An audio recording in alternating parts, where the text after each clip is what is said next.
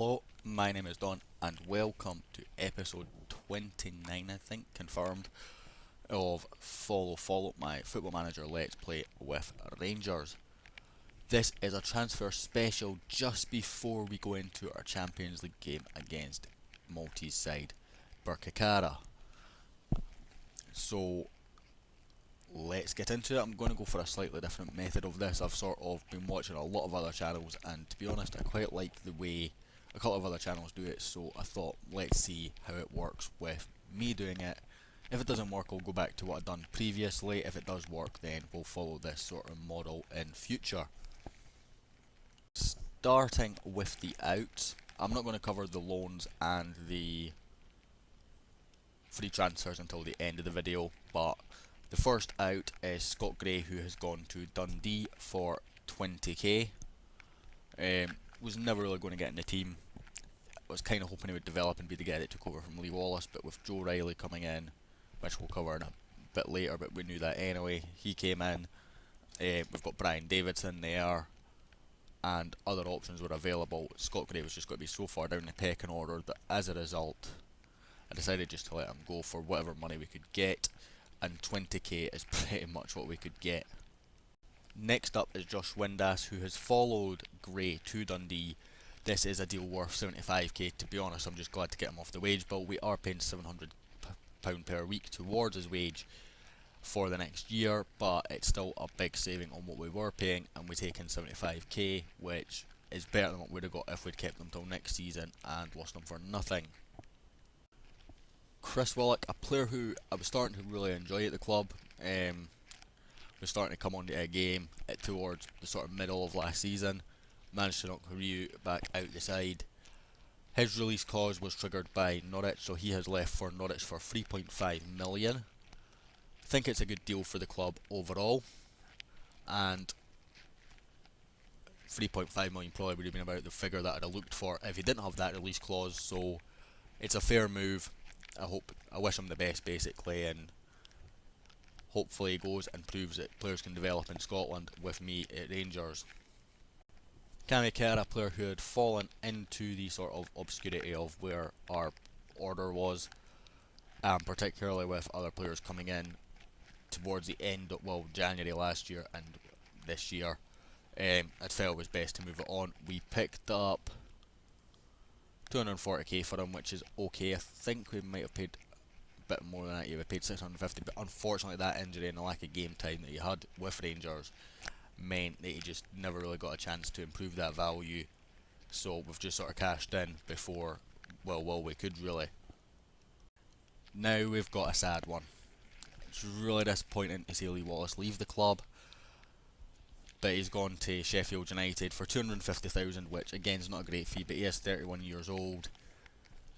I just felt there was a better option on the free transfers list. Wallace obviously wasn't going to develop any further. He was starting to decline, not drastically, but you could notice it. He maybe wasn't the player he was 2 years ago. I did say I would be keen to see him see out his career with the club, but unfortunately, unless he was going to start taking big wage hits, he wasn't going to do. We weren't going to be able to do that. And at the same time, we needed him to. Well, he wouldn't have got game time basically. So he'd have to have accepted not getting game time, which I don't think he would have accepted too well. So our captain is away. Didn't get the most amount of money for him. It's sad, but I think it's the right decision for the club.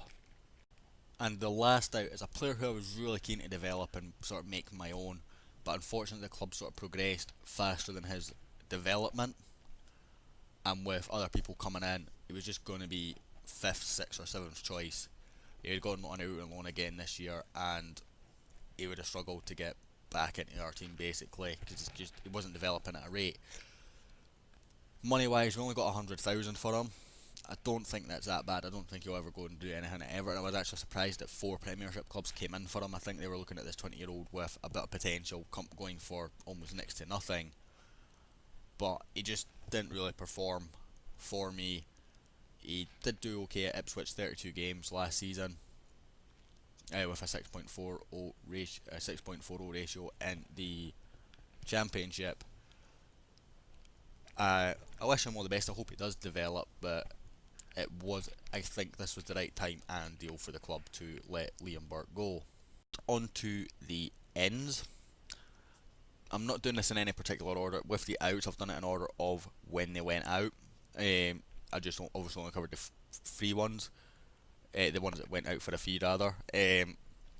Well, I've got a couple of marquee signings that I want to sort of leave to the end. When I say a couple, I think there's a few you will like. So Joe Riley is our first in. He is a right back, left back. I promised him he'd play left back. He comes in earning 7,025k per week for free from Manchester United. He's had previous loan spells in Scotland and sort of been tracking him since he'd been at Partick Thistle. Contract wise, fairly standard contract. Rotation status is actually going to come in very handy. He's got minimum lease fee, which is a bit low, but it's fine. 2-year deal. Probably won't get much game time this year because of another signing, but originally I planned for him to play a bit more than what he will. But yeah, hopefully he can push on and start developing. He is 22 years old with so much potential. Hopefully we can help him fulfill that. Second in, that I think I've mentioned in previous videos, that I'd got this deal done, is another free transfer of Maxime Pelican. Decent all-round stats, probably not going to get much game time compared to what I thought he might have when I originally first scouted him. Nonetheless, it is a very good option to compete with Posibon and Rudden. Wages are a bit more than what I'd like to be paying, but still, again, an okay player that will come in and offer us a different type of option. The next signing is the one that sort of triggered me having a 15 million budget at the end of last season. This is Bruno Lourenço. He is a Portuguese midfielder who comes in from Benfica for 350,000 with the potential to rise to 400,000. There might be a couple of extra sell-on fees there, I'm not actually sure. Yeah, you can't really check. Nonetheless, he'll come in and compete with John McGinn for that advanced playmaker support role in the sort of the main hub of midfield. Stat-wise, when you compare him with John McGinn, I think this shows how good a signing this lad is, whereas McGinn, there he is. So I just highlight the key roles for advanced playmaker support. So he's one more first touch, equal on passing, much better on technique, marginally better on composure, marginally better on decisions, equal on flair, equal on teamwork, and marginally better on vision. He's younger than John McGinn. He's got more potential than John McGinn. For the price that we paid, we have just signed a first team player for 400k, because I imagine we will trigger that on a very small contract, and it's actually making me tempted to sell him again now, but I'm going to keep him just for a little while and see how this situation develops, because we've got so many young players that are vying for this position as well that I don't really want to stifle their development by having McGinn there. But if we could get, we'll see in future. But that is Bruno Lourenço for 350k from Benfica. Now we have Christian Norberg. He comes in from a club, IFK Mariehamn in Finland for 45k. I think there's maybe a couple of add-ons on top of that as well. It will be down below where I have a graphic somewhere. He was a direct sort of product of the last transfer, the Bruno Lourenço transfer. When that happened, I went and scouted all the regens, or the new gens, sorry, that had came through in the last sort of year. This was one of them, 4.5 star potential goalkeeper, and I thought, why not?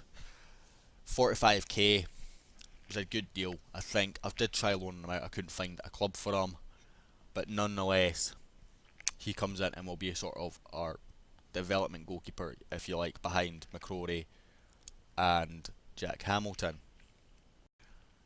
Yassine Gessoum also follows as a direct byproduct of that situation. When I scouted all the regens, he comes in for 50k, rising to 60k from MC Alger. He's French Algerian. Again, a lot of potential. He had 5-star when I signed him. He's dropped down to 4-star now, unfortunately. Although I think I know why that is. Don't worry. He comes in as sort of ball-winning midfielder type player who will hopefully develop long-term into the Rossiter role. Already had some first-team football, and hopefully can get some more. whether it's with us or on loan somewhere else, and develop into a long-term player in our club. Following that is a free transfer. James MacArthur's agent approached me saying, I'm looking for a club, are you interested? I said, I'll tell you what, I'll give you a trial. Came in, had a little trial, and I think for 3.4k wages that he asked for, he would offer good experience and depth to our midfield, 37 Scotland caps. So fairly happy with this signing, absolutely free and very little wages to add a very good amount of depth into our midfield. Next in, and probably our first sort of coup if you like, we have brought in a very senior English international, 34-year-old Leighton Baines, again on a free transfer and 6k wages, so he's less wages than Lee Wallace and he was slightly better over the board. I think Lee Wallace was still slightly more physically better than Leighton. Nonetheless, he comes in and he offers us a very good left back option for this season. Does have a clause in his contract that will automatically extend it if he plays 15 games, which I expect them to trigger, to be honest. But again, a free transfer, 30 caps, will do brilliantly for developing young players, and we've got 2 young left backs, 1 young right back that would benefit so much from having Leighton in the team. Also an extra option for free kicks, of course we already have a couple with Jamie Walker, Ozturk and Tavernier, and 17 penalty taken gives him a shot at that. So free from Everton is his last club, but he was on a free transfer list when I looked. I just searched parameters, scouted above good free transfer, and Leighton Baines was the only one who I approached. There was about 10 names. I went and had a look at them all, and Leighton was the only one approached. So he comes in and hopefully he'll do a job for this season. I think we're now stronger at left back, so we have improved the defence in a little way. The next in and the first sort of major pay signing is Georges Kevin Nkadu.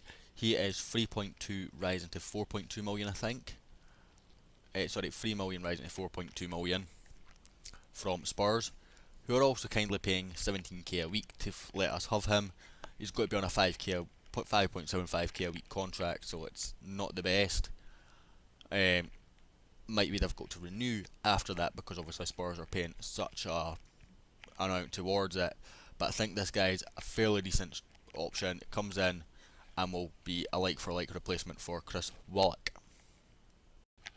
The next one is the the sort of marquee transfer I was talking about at the end of last season. It comes in from Lorient in League 1, or Ligue 1 rather. He's a player that's just searched 20 Flair and found he's signed for 7.5 million rising to 8.5. Now that 8.5 will not be triggered. The reason why is it is only payable upon winning the Champions League, but they weren't going to accept anything less, so I just sort of threw in that there'd been deals done before that would be less, but we didn't agree terms with the player. As you can see, this is one of the most complex transfers I have ever done. Now, yearly wage rise of 25% I completely missed. The match highest earners clause I deliberately put in, and it was on the basis of I didn't actually expect anyone to come in and be worth more in wages. You'll find out in a minute that changed, so he got a 5k wage rise, 25%. I need to negotiate this contract as soon as he's wanting to talk to me. We need to negotiate this contract because this will eat us up alive if he is on plus 25k for the 4-year duration of the contract. Nonetheless, he's came in. I think he's an absolutely fantastic signing for this level. He's going to be our first choice attacking midfielder now, or attacking playmaker should I say. And with 20 flair, he should be that difference with going forward. Teamwork's his only letdown, which worries me, particularly when we play quite a possession-based game. 16 passing makes it a bit, or hopefully make that a bit less of a problem. Argues with officials is a problem as well, but do you know what? I don't mind a bit of passion. His dribbling's 15, anticipation's 15, acceleration and pace. It's pretty much. I know a lot of people will say this is not a marquee signing, but just please remember this is Scottish football. This is probably it'll be the biggest signing in the game. Well, in this game since Joy Barton's joined Rangers. Maybe that £10 million signing Celtic made last year, right enough, would maybe have an argument with that. But I think in terms of name, Ravel Morrison has a decent sized name to him. But we're about to top that. The next signing, I will tell you now, I did not expect in a million years would happen. And I don't even know why I made a bed. It was just sort of, let's see how it goes. So that is Ravel Morrison. We'll get on to the next one in just a second. And this is the transfer that has broke the Scottish transfer record. Wojciech Szczesny, or Wojciech, I'm not sure how it's pronounced. Again, I'll go and learn that. 12.5 million rising to, I think it's 13.75 million. Again, that'll be in the graphic below on the screen. I wasn't really looking for a goalkeeper. I thought we've got two good goalkeepers and one coming into our development, so we've got three goalkeepers that can do a job. And I just looked at the transfer list, just let's see what's available, and Szczesny was there. Now I've done a scout, and I thought he's wanting a lot of wages, and it's a lot of money. I don't really want to pay that, so offered something like 5 million. The rest is paid over the next 4 years, and then there's a couple of like add-ons for, I think it's so many appearances which he'll hopefully hit, and so many, I can't remember all the add-ons, but, and you can't really, there's nowhere you can check either, so it's frustrating. But Arsenal are paying 60k towards his wages, so thank you very much, Arsenal. You're paying triple what we are paying almost. The issue with this signing was it increased the wages to Ravel Morrison. He's got a minimum release clause of 18 million, which I don't mind. 18. If I'm selling a goalkeeper for 18 million in Scotland, I've done good business, so that's fine. Everything else fairly standard contract, particularly when you compare it to Ravel Morrison's.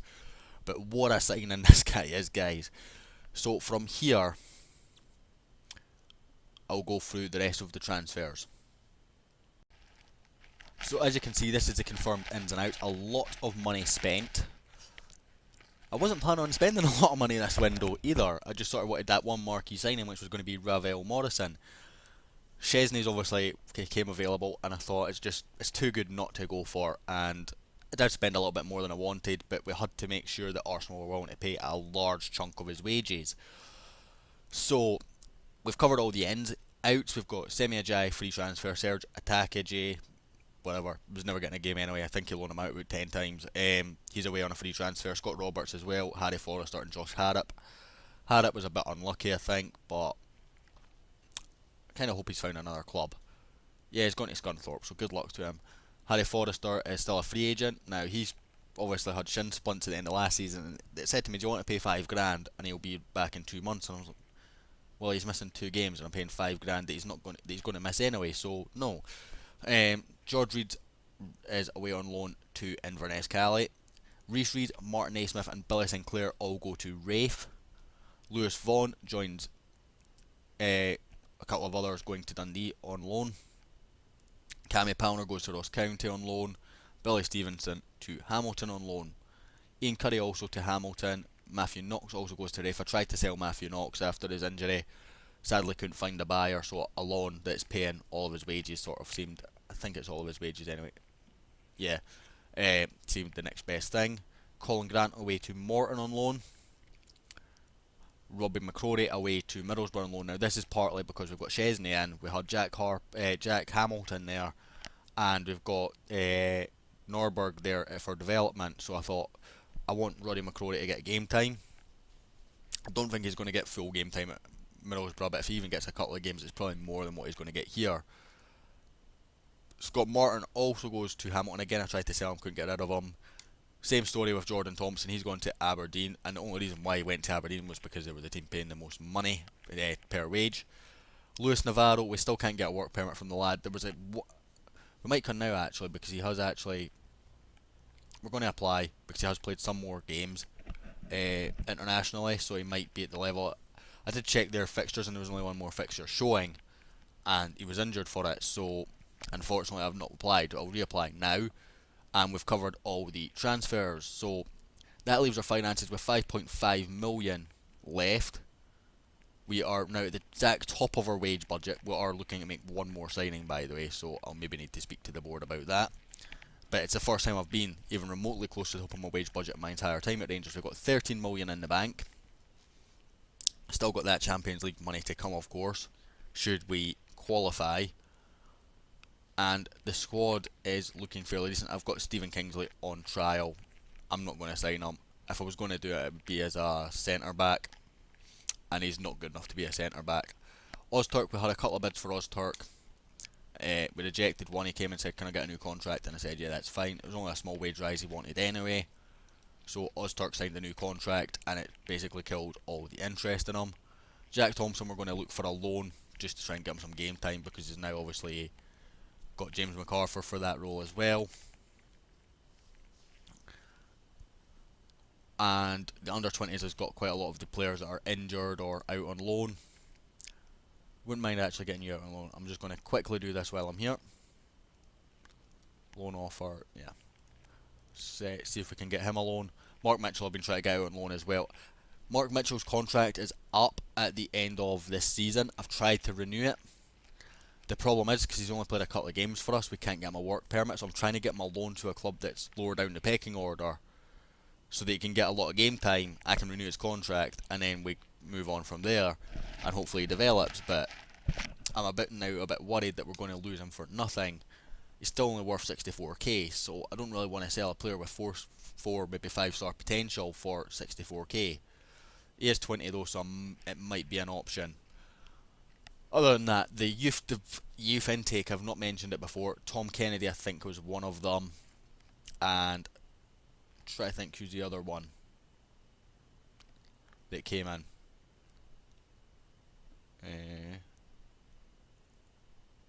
Fraser Connolly, whose potential has actually gone down since we signed him, so that gives you an idea how poor it was. Tom Kennedy's the best, and he's 2-star, maybe 3-star, so again won't get a game for us probably ever. But I thought at least if we sign a couple, maybe starts promoting our youth team. We've got the youth facilities upgrading at the end of, well, sometime this season.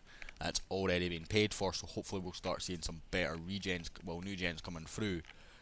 Anyway, that ends this transfer special. I will be back next time with the Champions League games and sort of a rundown of how our pre-season has gone so far.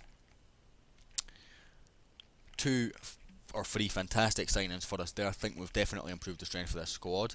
If you enjoyed this, a like and subscribe is always appreciated, and I will hopefully catch you for those Champions League games in the next episode.